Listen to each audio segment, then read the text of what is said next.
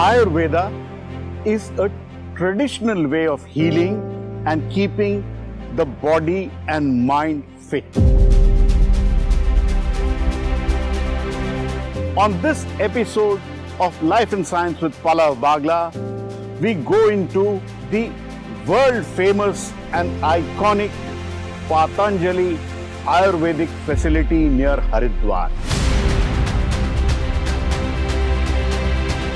To explain to us the details of the science behind Ayurveda, we meet Swami Baba Ramdev and Acharya Balkrishan ji. पूरा world अभी आयुर्वेद को एक food supplement के तौर पर देखता है, लेकिन हम यदि इसको एविडेंस बेस्ड मेडिसिन के तौर पर स्थापित कर पाए तो ये आयुर्वेद की विश्व विजय यात्रा होगी।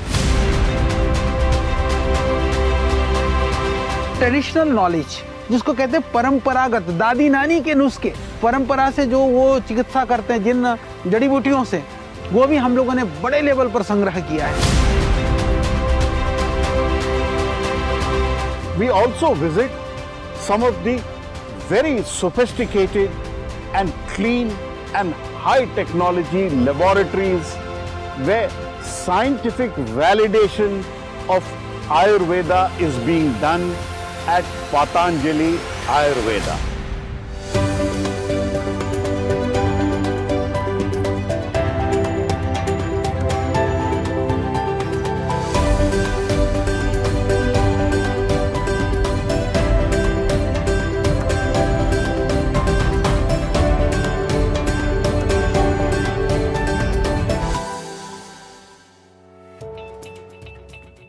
We have many ways in which India has been blessed. One of them is the traditional way of Ayurveda. I am standing inside Patanjali Ayurveda, and behind me is the father of Ayurveda, Dhanvantri. And to explain to us how Ayurveda has been transformed and made mainstream, we have with us Swami Baba Ramdev. नमस्कार, बहुत धन्यवाद आपका। भारत देश है पल्लव जी, जिसने दुनिया को पहली चिकित्सा व्यवस्था दी। माने हेल्थ एजुकेशन से लेकर के इस दुनिया को दृष्टि देने वाला गुरु देश इसलिए बोला जाता है कि विद्या शक्ति में भारत सबसे ऊपर था। जिसके पास विद्या शक्ति होती है उसके पास सैन्य शक्ति, अर्थ शक्ति, राज शक्ति, सारी शक्ति आती है। तो एलोपैथी तो 200 साल पुरानी है, मैं उसका आलोचक नहीं हूँ, 200 ईयर ओल्ड, लेकिन एक साइंस है। तो कितनी साइंस तो नई हो या पुरानी हो, साइंस होती है। और ऋग्वेद, यजुर्वेद, सामवेद, अथर्ववेद, 4 वेदों की परंपरा से मैंने आयुर्वेद के जो उपवेद, और इस पूरी प्रक्रिया में देखो, ठीक है साइंटिफिक लैंग्वेज बदल सकती है। अब जैसे लैंग्वेज में अभी आज के ज़माने में क्या है लैंग्वेज, आज के ज़माने के लैंग्वेज है ड्रग डिस्कवरी के लिए इन विवो, इन विट्रो, फिर एनिमल ट्रायल से लेकर के ह्यूमन ट्रायल तक, ये सारा ड्रग डिस्कवरी का साइंटिफिक पैटर्न हम फॉलो करते हैं। आदरणीय नरेंद्र मोदी जी जब पतंजलि रिसर्च इंस्टीट्यूट के उद्घाटन में आए तब उन्होंने मेरे से एक ही बात कही कि स्वामी जी पूरा वर्ल्ड अभी आयुर्वेद को एक फूड सप्लीमेंट के तौर पर देखता है, लेकिन हम यदि इसको एविडेंस बेस्ड मेडिसिन के तौर पर स्थापित कर पाए तो ये आयुर्वेद की विश्व विजय यात्रा होगी।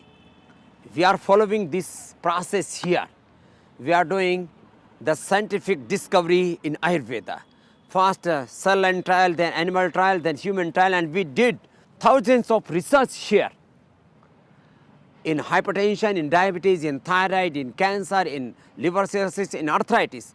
I am telling about 4 or 5 basic the bigger diseases.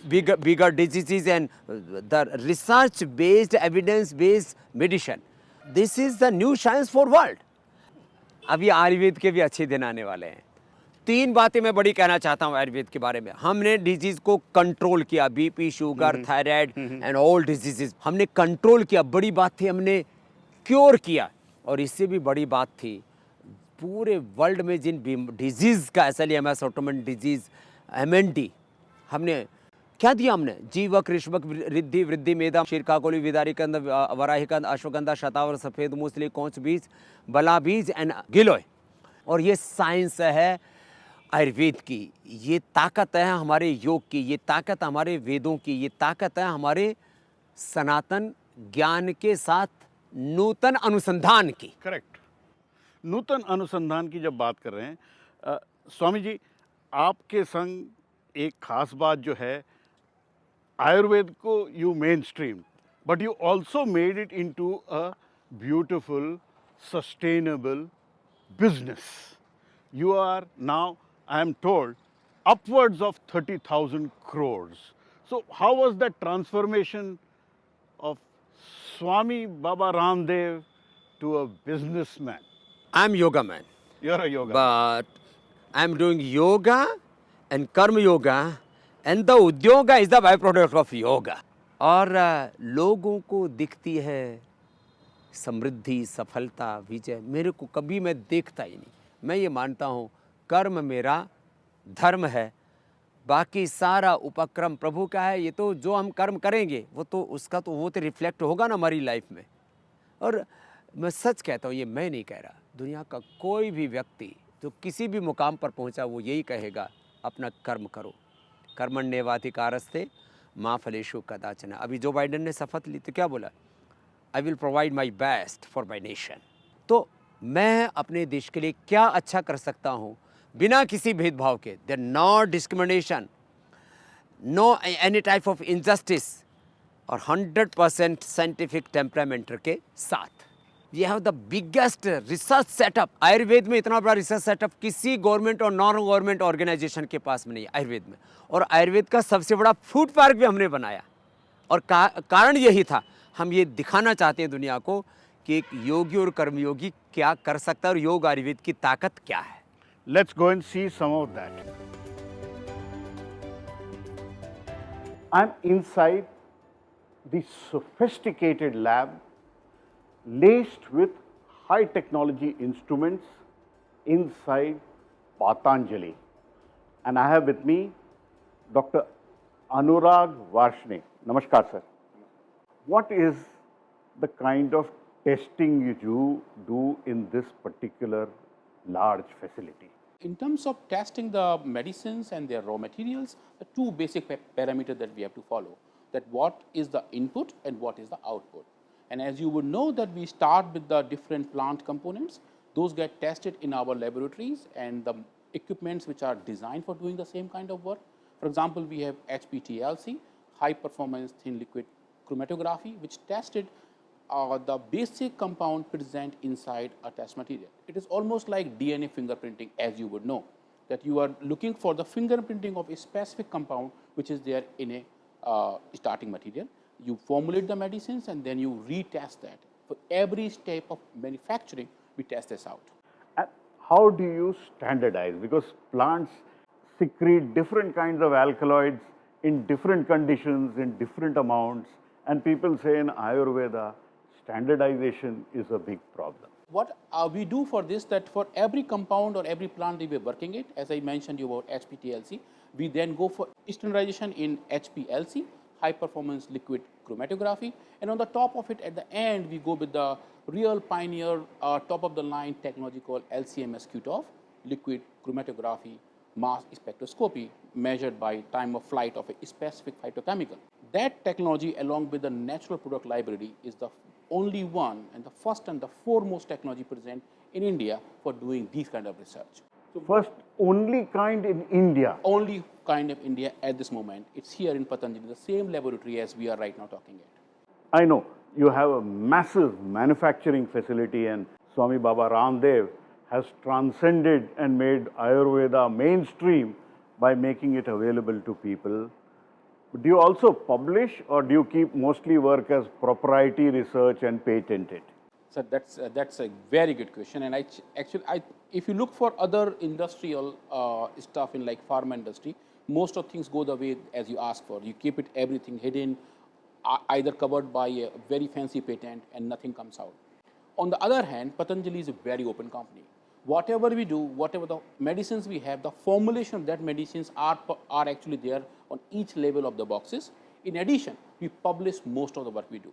So if we look at the publication qualities, for last 1.5 years, we have published close to 50 different high impact factor publications, where we try to decipher the mode of action of every medication. A lot of people say Ayurveda, since it is covered by traditional pharmacopoeias, does not undertake double-blinded clinical trials which are randomized.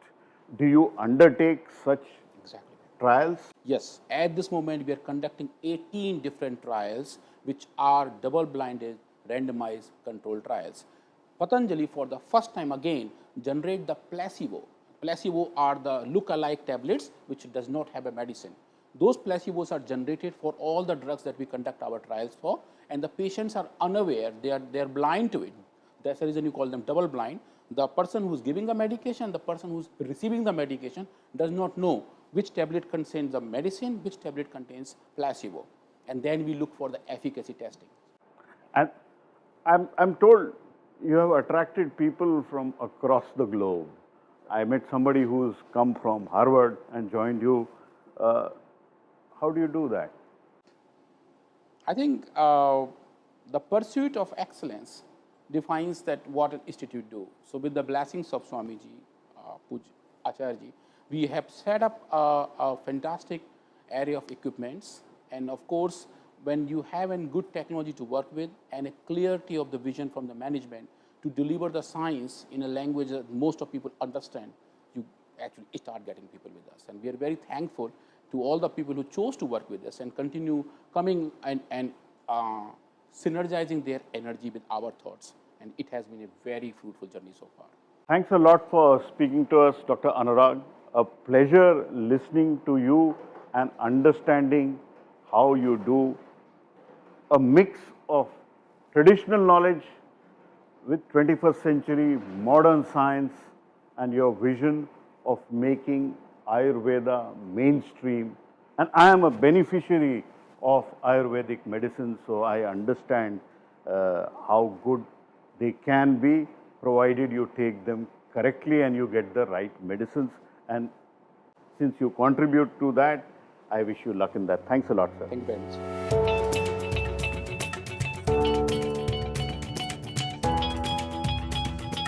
Ayurveda has made a comeback, and in that, Patanjali Ayurveda has made a tremendous contribution to explain to us the herbal nuances of Ayurveda and how Ayurveda has become a mega factory and a mega issue for Patanjali. I have with me Acharya Balkrishna ji. Namaskar Acharya ji. नमस्कार। प्रणाम आपको भी, बहुत धन्यवाद। हम आपके herbal park में खड़े हैं और आप हमको दिखा रहे हैं किस तरह से अलग अलग जड़ी बूटियाँ आयुर्वेदा में लगती हैं। आयुर्वेदा हमारा बहुत ट्रेडिशनल सिस्टम है, थोड़ा बताइए। आयुर्वेदा ये हिंदुस्तान के हमारा लिए हर्बल गार्डन है, पतंजलि रिसर्च इंस्टीट्यूट का एक ये पार्ट है। क्योंकि आयुर्वेद की जब बात आती है तो हम लोग आयुर्वेद को, जब आयुर्वेद कहते ही जो हमारे दिमाग में जो पहली बात आती है वो पेड़ पौधे जड़ी बूटियाँ ही आती हैं। यानी ओरिजिनली जो भी चीज़ हम बनाते हैं वो मुख्यतया वनस्पतियों से ही प्राप्त होता है। कुछ खनिज के द्वारा भी प्राप्त होता है, मिनरल्स वगैरह, धातुएं वगैरह हैं। कुछ जानवर से भी प्राप्त होता है, दूध घी वगैरह जैसे। पहले कुछ एनिमल पार्ट्स भी आयुर्वेद में यूज होते रहे, अभी प्रायः हम लोग दूध, घी, गोबर, गोमूत्र ये सब प्रयोग करते हैं। तो 3 ये मुख्य स्रोत हैं कि जहाँ से हम आयुर्वेदिक औषधियों का निर्माण करते हैं। हमने आयुर्वेद से संबंधित जुड़ी हुई जितनी भी चीज़ें होनी चाहिए, यानी लिटरेचर से शुरू होता है हमारा आयुर्वेद। जो प्राचीन ऋषियों का जो ज्ञान विज्ञान है, पुरानी जो मैन्युस्क्रिप्ट है, पुरानी पांडुलिपियां हैं, हम लोगों ने इतने इकट्ठे करे हुए हैं। तो ये हम लोगों ने क्या कि पहला वो लिटरेचर वाला पार्ट, यानी शास्त्र, जिसको हम शास्त्र कहते हैं, जो हमारी ऋषि परंपरा है। आयुर्वेद को यदि कुछ करना है तो उस परंपरा को हम छोड़ नहीं सकते। तो उसमें जो हम एक गहराई पे जाकर के काम कर सकते हैं, उस लेवल पर हम लोगों ने काम वहाँ से शुरू किया। दूसरा होता है जो ट्रेडिशनल नॉलेज, जिसको कहते हैं परंपरागत, दादी नानी के नुस्खे, वो परंपरा। तो एक पार्ट हुआ शास्त्र, दूसरा पार्ट हुआ परंपरा, तीसरा पार्ट हुआ रिसर्च, तो आपने देखा कि जो अनुसंधान का हमारा जो रिसर्च का है वहाँ पर भी जैसे हम कहना चाहिए कि हम बिल्कुल अग्रणी रूप में, कोई कंजूसी नहीं है। बायोसेफ्टी लेवल 2 लेवल का लैब है, 3 लेवल की फैसिलिटीज़ हैं और हम लोग NABL हम लोग अभी प्रैक्टिस कर रहे हैं और हमारे पास हॉस्पिटल भी NABH है, तो वो उस लेवल का। फिर इसके बाद आता है ये 3 चीज़ के बाद आता है चौथा, जिसे मैंने कहा द्रव्य, कि जितने भी जो टैक्सोनॉमी है, बॉटनी है, या हम आयुर्वेद में द्रव्य गुण की बात करते हैं। और आज दुर्भाग्य से टैक्सोनॉमी और बॉटनी वाला जो पार्ट है, क्योंकि बहुत अरुचिकर मानते हैं लोग। आज हम लोग हर्बेरियम बना रहे हैं, आज हम लोग मोनोग्राफ तैयार कर रहे हैं, आज हम वर्ल्ड हर्बल इंसाइक्लोपीडिया बना रहे हैं, यानी उस लेवल पर भी कहीं कोई कंप्रोमाइज नहीं है। उसके बाद में बात आती है कि वो जो जड़ी बूटियां प्रयोग करते हैं तो लोग देखे भी तो सही, जाने भी तो सही। उसके लिए जहां भी हम खड़े हैं, हम हर्बल गार्डन में, आप देखिए ये बिल्कुल सुदूर साउथ का पौधा है। ये चंदन जो है वो नॉर्थ इंडिया में, तो जैसे मतलब उत्तर भारत में नहीं तो कल्पना करना भी थोड़ा दुस्तर है। अभी तो कुछ कुछ लोगों ने लगाना शुरू किया। आप देख रहे हैं बहुत ही ये हेल्दी वृक्ष हैं, इनके लिए ये, क्योंकि ये पैरासाइट्स है तो ये दूसरे पेड़ है वहाँ से भी ये खुराक ले रहा है। इसके लिए जैसे ये हमारा जो काला शीशम कहते हैं उसके पेड़ हमने लगा रखे हैं, उसमें से ये चंदन खुराक लेता है। तो चंदन की तो महिमा बहुत अपरंपार है। आप नीचे देखो, ये जड़ी बूटियां हैं। इधर आपका ध्यान जाए, आपको लगेगा पेड़ भाई ये इसको हम लोग ब्राह्मी, जो मंडूक पर्णी कहा जाता है, ये बकोपा मोनोरिया जो है, ये अद्भुत वो है, ब्रेन के लिए बहुत फायदेमंद है, बुद्धि के लिए। तो ये आयुर्वेद की एक अद्भुत औषधि है। ये ब्रेन के लिए ही नहीं, मैं आपको बता दूं, लोगों को ब्रेन का तो पता है। ये जो इन्फेक्शन है लीवर के अंदर, अच्छा, आंतों के अंदर, उसके लिए बहुत अद्भुत है। स्वेलिंग को खत्म करती है। यदि किसी भी कारण से यदि इन्फेक्शन है, आप उसको उखाड़ करके और चबा करके, थोड़ी सी कड़वी होती है, पानी पी लें, खा लो इसको। हाँ बिल्कुल खा सकते हैं, स्वच्छ है, बिल्कुल बढ़िया जगह है, साफ सुथरी जगह है। तो मैं आपको जानकारी के लिए बताना चाहता हूँ कि जो हमारा ये गार्डन है ना, ये भी golden book of world record में है। अच्छा, कि एक छोटे परिसर के अंदर 900 से ज़्यादा अलग अलग तरह टाइप्स के स्पीसीज यहाँ पर अवेलेबल हैं। आचार्य जी, पौधे तो एक बात हुई, हर्बल मेडिसिन एक बात हुई, आयुर्वेदा में अक्सर हेवी मेटल की भस्मों का इस्तेमाल होता है और अक्सर लोगों को वो हेवी मेटल की जो भस्म है उससे थोड़ा डर लगता है। उसमें जायज़ है डर या नाजायज़ है डर? देखिए, सबसे पहली बात तो क्या है कि ये एक प्रायोजित ढंग से फैलाई गई भ्रांति है। अच्छा, मूल में, क्योंकि इसमें लोगों को, क्योंकि लोगों ने कहा कि आयुर्वेद में हैवी मेटल्स होते हैं। आयुर्वेद में तो होते हैं, परंतु जो आप खा रहे हो, पहले तो क्या उसमें है कि नहीं है? यदि है तो कितनी क्वांटिटी में है, ये तो कोई बात ही नहीं करता है। यदि उचित मात्रा में ली जाती है और सही ढंग से बनी हुई औषधि होती है, और इतना ही नहीं, आपने देखी है हमारे यहाँ इन विवो है, इन विट्रो है, सारी फैसिलिटीज़ हैं। हम लोग प्री क्लिनिकल से लेकर के क्लिनिकल तक, एनिमल से लेकर के ह्यूमन तक, हर तरह के ट्रायल और एक्सपेरिमेंट और रिसर्चेज हम लोग कर रहे हैं। तो करने के बाद में हमने ये पाया है कि कतई भी भस्मों से युक्त औषधियाँ कहीं नुकसान नहीं करती हैं।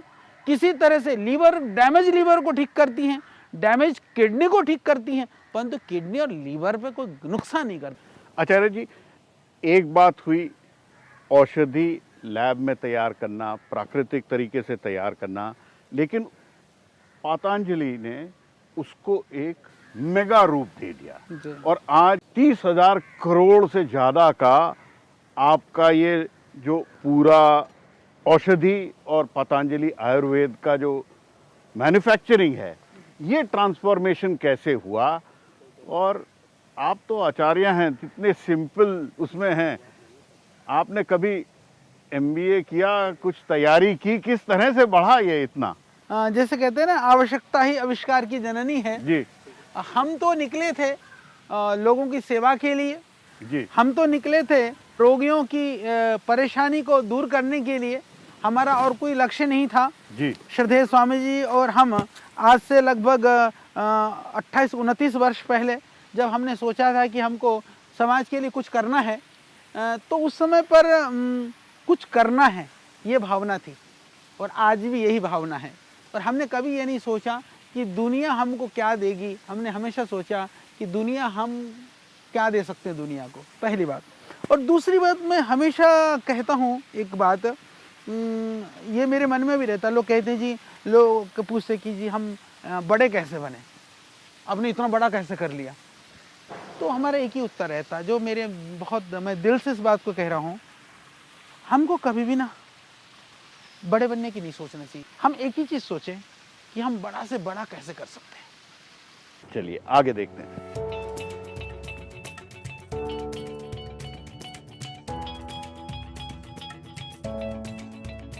We are now inside the high-tech, sophisticated laboratory of Patanjali Ayurveda. Some of the best scientific instruments can be seen here. आचार्य जी, इतनी उम्दा, इतनी साफ सुथरी, इतनी इक्विपमेंट से पल्लवित लेबोरेटरी में आप क्या शोध करते हो? देखिए, अनुसंधान तो प्राचीन काल में भी होता था और इसीलिए ऋषियों ने इतना सारा ज्ञान विज्ञान पूरी दुनिया को प्रदान किया।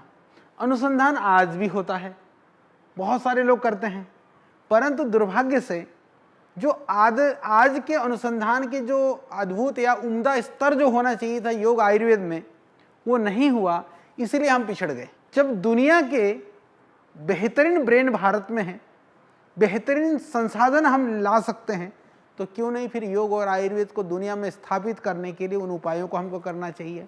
इस सोच से हमने बेहतरीन लैब, यहाँ पर जो आप देखेंगे दुनिया के एडवांस टेक्नोलॉजी, बहुत अद्भुत बड़े योग्यतम साइंटिस्ट वैज्ञानिक और आयुर्वेद का इन डेप्थ जो बहुत गहरा जो अनुसंधान यहाँ पर होता है। हमारे पास सभी तरह की, जैसे रिसर्च के लिए बहुत ज़रूरी है, चाहे वो इन विवो है, इन विट्रो है, या चाहे प्री क्लिनिकल में जो फार्माकोलॉजी से लेकर के टॉक्सिकोलॉजी से लेकर एनिमल्स वगैरह भी है। तो हर तरह की, यानी कि एविडेंस बेस्ड मेडिसिन बनाने के लिए आयुर्वेद को एविडेंस बेस्ड मेडिसिन, लोग कहते हैं कि एलोपैथिक के ऊपर एविडेंसेस है, आयुर्वेद में नहीं है, तो नहीं है। अब हम कह सकते हैं कि आयुर्वेद में भी है और एलोपैथिक से बेहतरीन प्रोटोकॉल के द्वारा जो WHO का गाइडलाइन है उसको फॉलो करते हुए हम यहाँ पर ड्रग डिस्कवरी करते हैं और हम अच्छी औषधियाँ बना करके दुनिया को देने का प्रयास करते हैं।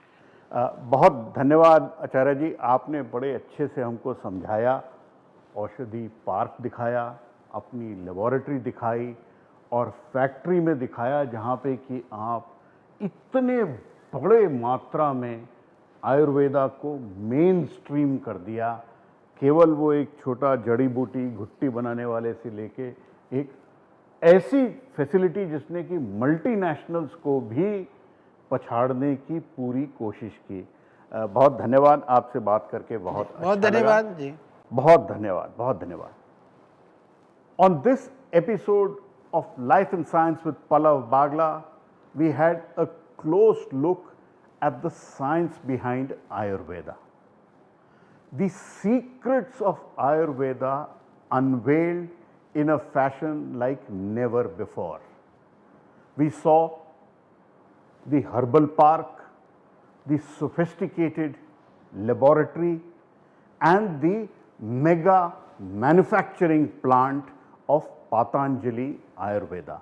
Today, Patanjali has given a run for the money to many of the multinational corporations. But yet, at heart, Patanjali remains a Swadeshi company, and profit does not seem to be the motive, which is why their medicines, their cosmetic products, their other products are far cheaper than what multinationals are doing.